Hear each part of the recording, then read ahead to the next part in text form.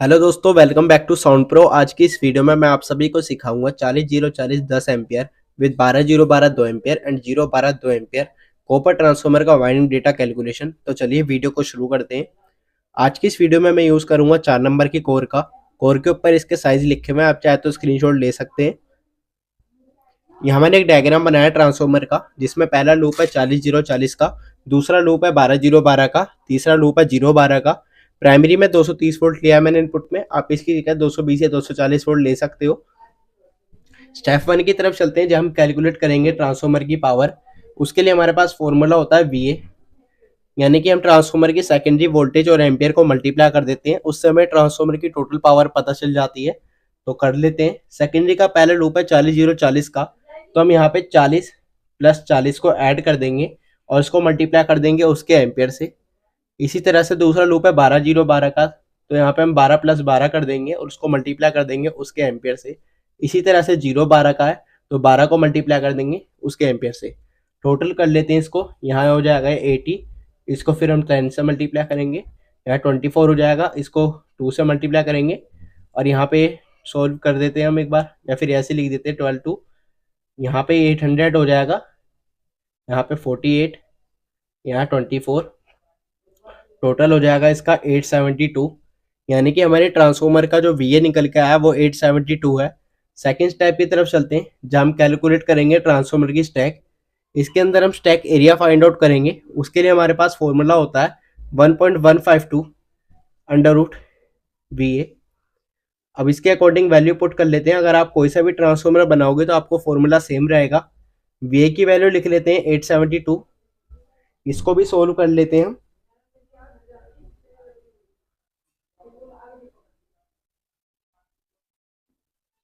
Answer आप देख लीजिए 34.0181। पॉइंट के आगे की 4 वैल्यू ले लेते हैं हम। आप इसको राउंड ऑफ भी कर सकते हो, राउंड ऑफ करके आप यहाँ पे 0.1 भी लिख सकते हो। तो इसको जो वैल्यू निकल के आई है, ये निकल के आई है हमारी सेंटीमीटर स्क्वायर में। इसको हम कन्वर्ट कर लेंगे इंच में, क्योंकि आगे की कैलकुलेशन हम इंच में करने वाले हैं। इंच में कन्वर्ट करने के लिए हमारे पास फॉर्मूला होता है सेंटीमीटर स्क्वायर डिवाइड बाय 6.452। अब इसके अकॉर्डिंग सेंटीमीटर स्क्वायर की वैल्यू पुट कर लेते हैं यहाँ पे, जो कि 34.0181। इसको डिवाइड करेंगे हम 6.452 से, तो हमें इंच की वैल्यू पता चल जाएगी इसकी। तो उसको कर लेते हैं।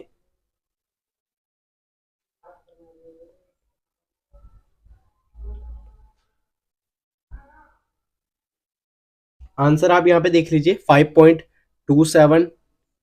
इसको राउंड ऑफ करके लिख लेते हैं 5.28 इंचिस। अभी जो 5.28 इंचिस निकल के आई है, ये हमारा स्टैक एरिया निकल गया। और स्टैक एरिया बराबर होता है हमारे बोबिन के एरिया के, तो उससे हम बोबिन कैलकुलेट कर लेते हैं। स्टेप 3 हमारा बन गया बोबिन कैलकुलेशन। इसमें हम बोबिन निकालेंगे। बोबिन के लिए हमारे पास फॉर्मूला होता है बोबिन एरिया इक्वल बोबिन की लेंथ इनटू विड्थ। तो बोबिन एरिया हमें यहाँ से मिल गया, जो कि है 5.28। बोबिन की लेंथ हमें निकालनी है, तो उसकी जगह मैं लिख लूंगा लेंथ या फिर एल। और विड्थ हमें कोड से पता चलेगी। मैंने 4 नंबर की कोर यूज करी, तो उसकी विड्थ यहाँ से हम ले लेंगे 1.5। इसको सोल्व करने के लिए हम 5.28 के नीचे ले जाएंगे विड्थ को, जो कि है 1.5। हमें मिल जाएगी लेंथ। इसको भी सोल्व कर लेते हैं। आंसर आप यहाँ पे देख लीजिए 3.52। जो हमें लेंथ निकल के आई है वो है हमारी 3.52 इंचेस। यानी कि हमें 3.52 इंचेस की लेंथ की रिक्वायरमेंट होगी इस ट्रांसफार्मर के लिए। तो उसके अकॉर्डिंग हम बोबिन सिलेक्ट कर लेते हैं। तो यहाँ जो मैं बोबिन सिलेक्ट करूंगा वो करूंगा मैं 3.5 इंचेस इंटू 1.5 इंचेस की। इसमें ट्रांसफार्मर बन जाएगा। अगर आप न्यू हो और पहली बार ट्रांसफार्मर बना रहे हो, तो आप यहाँ पे 4 इंचेस और 1.5 इंचेस की कोड लोगे और आगे की कैलकुलेशन में चेंजेस कर लोगे, तो इतने में ये ट्रांसफार्मर बन जाएगा। तो मैं उसी के अकॉर्डिंग यहाँ पे ले रहा हूँ। अब जब हमने बोबिन सिलेक्ट कर ली है, तो फोर्थ स्टेप की तरफ चलते हैं, जो कि है टीपीवी कैलकुलेशन, यानी कि ट्रांसफर वोल्ट कैलकुलेशन। उसके लिए मैं पता होना चाहिए ट्रांसफार्मर का सीए, यानी कि क्रॉस सेक्शन एरिया, जो कि होता है बोबिन का प्रोडक्ट। तो बोबिन की लेंथ इंटू विड्थ मैंने यहाँ पे लिख दी है, और इसको सोल्व करेंगे तो हमें ट्रांसफार्मर का सीए पता चल जाएगा। तो वो भी कर लेते हैं। आंसर आप देख लीजिए 5.25। अब जब हमने ट्रांसफार्मर का क्रॉस सेक्शन एरिया निकाल लिया जो कि है 5.25, तो नेक्स्ट स्टेप की तरफ चलते हैं। अब हमारे पास ट्रांसफार्मर को कैलकुलेट करने के लिए दो रूल होते हैं। पहला रूल होता है 7.5 रूल और दूसरा रूल होता है 8 रूल। 7.5 रूल हम न्यू कोर के साथ यूज करते हैं, 8 रूल हम न्यू पुराने कोर के साथ यूज करते हैं, यानी कि ओल्ड कोर के साथ। तो न्यू कोर के अकॉर्डिंग मैं ट्रांसफार्मर की कैलकुलेशन करूंगा और मैं इसको सिलेक्ट करता हूँ। तो 7.5 को मैं डिवाइड कर दूंगा ट्रांसफार्मर के क्रॉस सेक्शन एरिया से। तो क्रॉस सेक्शन एरिया जो था हमारा ट्रांसफार्मर का वो है 5.25। तो इसको भी यहाँ पे हम डिवाइड कर लेते हैं।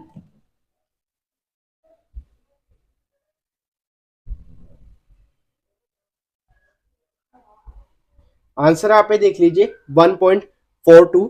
इसको राउंड ऑफ करके लिख लेते हैं हम यहाँ पे 1.43। अभी जो 1.43 निकल के आया है ये है हमारा टन्स पर वोल्ट, यानी कि हमें 1.43 टन्स लगाने पड़ेंगे पर वोल्टेज के लिए। तो उसके अकॉर्डिंग हम सेकेंडरी और प्राइमरी की वाइंडिंग निकाल लेते हैं, हमें कितने टन्स की रिक्वायरमेंट होगी। सेकेंडरी का पहला लूप है 40-0-40 का, तो हम यहाँ पे 40-0-40 के लिए निकालेंगे। इसको निकालने के लिए हम वोल्टेज को मल्टीप्लाई कर देते हैं टीपीवी से। तो हमारी वोल्टेज है 40, उसको मल्टीप्लाई कर देंगे हम 1.43 से, और यहाँ पे भी 40 को मल्टीप्लाई कर देंगे 1.43 से।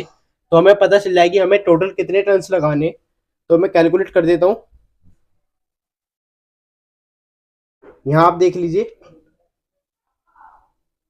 सॉरी मैंने यहाँ डिवाइड कर दिया, यहाँ मल्टीप्लाई होगा 57.2, यानी कि हमें 57.2 टन्स की रिक्वायरमेंट होगी। तो इसको मैं राउंड ऑफ करके थोड़ा सा एक्स्ट्रा कर लेता हूँ, 58 टन्स प्लस 58 टन्स, यानी कि हमें 40-0-40 के लिए 58 प्लस 58 टन्स की रिक्वायरमेंट होगी। इसी तरह से S2 सेकेंडरी का सेकेंड लूप जो कि है 12-0-12 का, यहाँ पे भी हम 12 को मल्टीप्लाई कर देंगे 1.43 से, प्लस 12 को दोबारा से मल्टीप्लाई कर देंगे 1.43 से। तो इसको भी सोल्व कर लेते हैं। आंसर आप देख लीजिए 17.16। इसको भी राउंड ऑफ करके 18 टन्स ले लेंगे और यहाँ भी 18 टन्स ले लेंगे, यानी कि हमें 12-0-12 के लिए 18 प्लस 18 टन्स लगेंगे।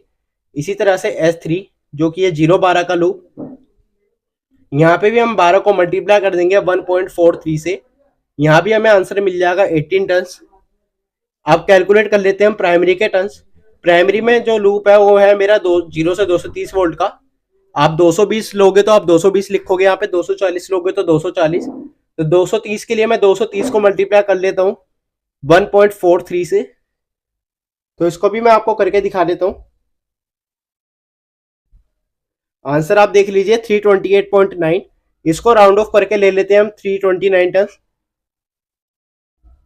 अब जब हमने सारे बाइंडिंग निकाल लिए हैं तो हम फिफ्थ स्टेप की तरफ चलते हैं जो कि SWG वायर सिलेक्शन। इसके अंदर SWG वायर सिलेक्ट करेंगे। तो IS1 यानी कि सेकेंडरी के फर्स्ट लूप के एम्पियर जो कि है 40-0-40 10 एम्पियर। तो हमें 10 एम्पियर की वायर की रिक्वायरमेंट होगी। 10 एम्पियर के लिए हम यूज करेंगे 15 SWG का। इसी तरह से IS2 जो कि है 12-0-12 2 एम्पियर। तो हमें 2 एम्पियर की वायर की रिक्वायरमेंट होगी। 2 एम्पियर के लिए हम यूज करेंगे 21 SWG का। इसी तरह से IS3 यानी कि सेकेंडरी के थर्ड लूप के एम्पियर जो कि है 0-12 2 एम्पियर। तो यहाँ भी हमें 2 एम्पियर की वायर की रिक्वायरमेंट होगी। यहाँ भी हम यूज करेंगे 21 SWG। अब कर लेते हैं आई प्राइमरी, यानी कि प्राइमरी में कितने एम्पियर की वायर की रिक्वायरमेंट होगी। तो प्राइमरी के एम्पियर के लिए हमें सबसे पहले एम्पियर निकालने होंगे क्योंकि हमें केवल वोल्टेज पता है। प्राइमरी के एम्पियर निकालने के लिए हमारे पास फॉर्मूला होता है VA डिवाइड बाय VIN, यानी कि हम ट्रांसफार्मर की वोल्टेज को, यानी कि हम ट्रांसफार्मर की पावर को डिवाइड कर देंगे ट्रांसफार्मर की इनपुट वोल्टेज से। तो ट्रांसफार्मर की पावर थी हमारी 872, इसको हम डिवाइड कर देंगे 230 से। आप 220 लोगे तो उससे डिवाइड करोगे, 240 लोगे तो 240 से। तो मैं यहाँ पे इसको डिवाइड कर देता हूँ। डिवाइड करके मेरे पास आंसर आएगा 3.8 एम्पियर, यानी कि हमें 3.8 एम्पियर की रिक्वायरमेंट होगी। तो 3.8 एम्पियर की वायर के लिए हम यूज करेंगे 18 SWG का।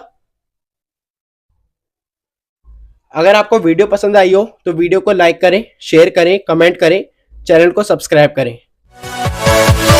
Yeah.